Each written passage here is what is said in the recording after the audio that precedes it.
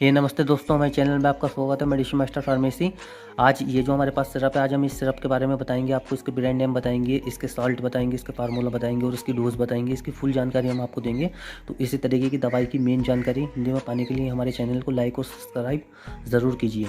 चलिए वीडियो शुरू कर लेते हैं अब। तो ये जो हमारे पास ये जो सिरप है, ये एक जेनेरिक सिरप है, गवर्नमेंट का है। क्योंकि इस पर जेनेरिक सिरप में जैसे आप देख रहे हैं यहाँ पे उत्तर प्रदेश, ये आपके मैंने उसके लिए नॉलेज के लिए बनाया, Uttar Pradesh government supply not for sale. तो ये इसकी सेल नहीं होती है, सिर्फ सरकारी हॉस्पिटल में मिलता है आपको। तो मैं अब आपको इसका बारे में बता देता हूँ जो ब्रांड नेम से मार्केट में मिलते हैं। जैसे कि सबसे पॉपुलर वो सिरप है सिप्टेरन, बच्चों के लिए आता है। ये काफ़ी अच्छा सिरप होता है। तो ये सिप्टेरन नाम से आता है और अपने अलग अलग ब्रांड नेम से भी मार्केट में अवेलेबल होता है। तो अब मैं आपको बता देता हूँ कि इसके अंदर दोस्तों, जो इसके अंदर मतलब इंटीग्रेशन जो सॉल्ट होता है, इसका फार्मूला होता है, वो इसके अंदर है। तो इसके अंदर जो सॉल्ट है कोट्रिमाजोल औरल सस्पेंशन, जैसे आप देख रहे हैं। तो इसका जो ये एक दवा की कॉम्बिनेशन है कोट्रिमाजोल। दोस्तों अब मैं आपको इसके बारे में बता देता हूँ कि ये सिरप फॉर्म में भी आती है और एक टेबलेट फॉर्म में भी आती है। जैसे कि आप जानते हैं कि सिप्टेरन की गोली जिसे बोल देते हैं, तो उसके अंदर भी कोट्रिमाजोल ही आता है। सिप्टेरन की गोली जो होती है, जैसे नीचे आप फोटो में देख रहे हैं, तो वो भी ये दोनों फॉर्म में आता है, सिरप में और टेबलेट में। जैसे मैंने आपको बताया सेप्टेरन सिरप है ये, जैसे आप नीचे फोटो में देख रहे हो, सेप्टेरन टेबलेट के नाम से भी आता है। तो ये कोट्रिमाजोल, इसका जो ये सॉल्ट है, अब मैं इसमें बता देता हूँ कि मतलब क्या क्या केमिकल से ये बना हुआ है।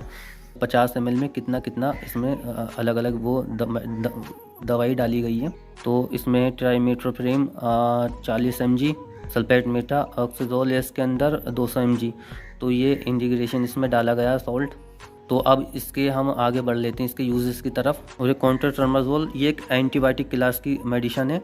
अब मैं इसके आपको यूजेस बता देता हूँ। जैसे कि कुछ प्रकार के बैक्टीरिया से होने वाले इन्फेक्शन को रोकती है, जैसे कि नमूनिया हो जाता है, जिसमें लंग्स में इन्फेक्शन हो जाता है, फेफड़ों से रिलेटिव बच्चों में ज़्यादा देखने को मिलता है, उसमें इसका यूज़ किया जाता है। ब्रोंकाइटिस, जो हमारे लंग्स की जो ट्यूब होती है उसमें जैसे इन्फेक्शन, जैसे मैंने आपको बताया, उसमें किया जाता है। या यूरिन ट्रैक में इन्फेक्शन हो जाता है, तब भी इसका यूज़ किया जाता है। या इंटेस्टाइन में हमारी उस हाथ में जब भी इन्फेक्शन हो जाता है, उसमें भी इसका यूज़ किया जाता है। और कुछ डॉक्टर इसका यूजेस अपने एक्सपीरियंस के मुताबिक डायरिया में भी इसका यूज़ करते हैं। जैसे कि आप जानते हैं कि एंटीबायोटिक है, मैं इसका आपको यूज़ हिंदी में बता देता हूँ। जैसे यूरिन इन्फेक्शन हो जाता है, कान में इन्फेक्शन हो जाता है, या हैज़ा हो जाता है, नमूनिया हो जाता है, गुर्दे की बीमारी होती है, गुर्दे में इन्फेक्शन हो जाता है, इन सभी परेशानियों में, बीमारियों में इसका यूज़ लिया जाता है। अब मैं इसके कॉमन से आपको साइड इफ़ेक्ट बता देता हूँ, फिर इसके आगे आपको इसकी थोड़ी सी मैं इसके बारे में बताऊँगा। इसके जो आपको साइड इफ़ेक्ट देखने को मिलते हैं, जैसे उबकाई आ सकती है, उल्टी हो सकती है, मतली उल्टी हो सकती है, त्वचा पे लाल चकदे हो सकते हैं, या एलर्जी की प्रतिक्रिया हो सकती है, या चक्कर आने की संभावना हो सकती है। तो दोस्तों अगर इसमें से कोई भी ऐसा कॉमन सा साइड इफेक्ट दिखे तो अपने डॉक्टर से तुरंत कंसल्ट करें, या इससे अदर कोई साइड इफेक्ट आपको देखने को मिले तो अपने डॉक्टर से तुरंत कंसल्ट करें, ताकि वो आपको इससे बेस्ट सस्पेंशन दे सकें। तो कुछ इसकी थोड़ी सी आपको परिभाषा, इसके बारे में थोड़ी सी उदाहरण बता देता हूँ दोस्तों। जैसे कॉन्ट्राट्रामाजोल ये एक एंटीबायोटिक है दोस्तों। ये जीवाणुओं को फॉलिक अम्ल में मतलब अम्ल बनाने से रोकता है, फॉलिक अम्ल। ये एक विटामिन है दोस्तों, जो जीवाणुओं की प्रक्रिया को मतलब जीवाणुओं को बनाता है, जो ठीक होती हैं जो हमारे शरीर में विटामिन, उसकी कमी को भी ये पूरी करता है। तो मैं आपको इसकी डोजेस के बारे में बता देता हूँ, खुराक के बारे में। तो इसको जो है सबसे पहली बात तो इसे खाना खाने के बाद लेना होता है।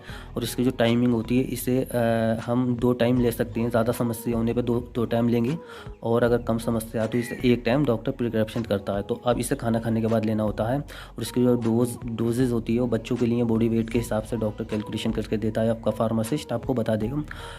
तो वैसे सामान्य डोजेज जो होती है इसकी, तो 5 साल से लेके 10 साल तक के को 5 ml दिन में 2 बार इसे दे सकते हैं, ज़्यादा समस्या होने पे। जब इसे आप, जैसे कि मान लीजिए आपका मतलब बच्चा 1 साल से 5 साल तक का है, तो उसे 2.5 ml मतलब इसे देनी होती है। 12 घंटे के बाद में देनी होती है इसको, मतलब हर 12 घंटे में।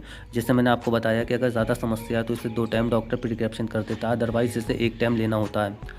और इसे जब भी आप लें तो इसे हिला के, क्योंकि इसकी जो ड्यूरेशन होती है वो 12 घंटे इसकी होती है, एक बार लेने के बाद में 12 घंटे चलती है, और इसको अच्छे से हिलाने के बाद ही यूज़ करें। मैं इसकी कुछ बेसिक सावधानी बता देता हूँ। जैसे दोस्तों गर्भवती महिला होती है तो उसके लिए बिल्कुल सेफ़ होती है। जो स्तनपान करने वाली महिला होती है, जो प्रेगनेंसी की तैयारी कर रही है, उसके लिए भी सेफ़ होती है। गुर्दे की बीमारी जिससे हो, या लीवर की मतलब बीमारी होती है, या हार्ट की बीमारी हो, वो अपने डॉक्टर से कंसल्ट करके इसका यूज़ करें। अब मैं आपको इसका मेन यूजेस बता देता हूँ। तो इसका जो मेन यूज़ लिया जाता है ज़्यादातर नमूनिया में लिया जाता है, या कोई एलर्जी कंडीशन हो जाती है उसमें इसका यूज़ लिया जाता है। यूटीआई इन्फेक्शन हो जाता है, यूरिन में इन्फेक्शन हो जाता है, पेशाब में, उसमें इसका यूज़ लिया जाता है। हैज़े में इसका यूज़ लिया जाता है। नमूनिया में इसका ज़्यादातर यूज़ लिया जाता है जो फेफड़ों से रिलेटिव होता है। जब गुर्दे की बीमारी हो जाती है उसमें इसका यूज़ लिया जाता है। ब्रोंकाइटिस, उसमें इसका यूज़ लिया जाता है। तो ये इन्हीं सभी बीमारियों में इसका यूज़ लिया जाता है। अगर कोई भी आपका सवाल हो तो हमें आप कमेंट बॉक्स में लिख के पूछ सकते हैं इस मेडिसिन के बारे में। हम इसका ज़रूर आपको रिप्लाई देंगे, जब जवाब देंगे। तो इसी तरीके की दवाई की मेन जानकारी पाने के लिए हमारे चैनल को लाइक और सब्सक्राइब दोस्तों ज़रूर कीजिए। धन्यवाद।